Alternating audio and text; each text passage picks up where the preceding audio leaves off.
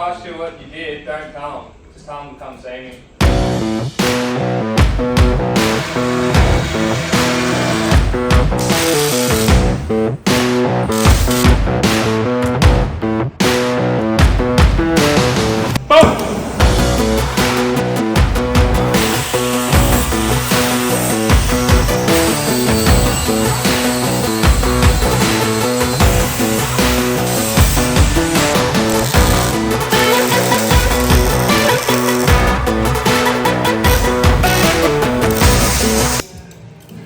Ooh, daddy.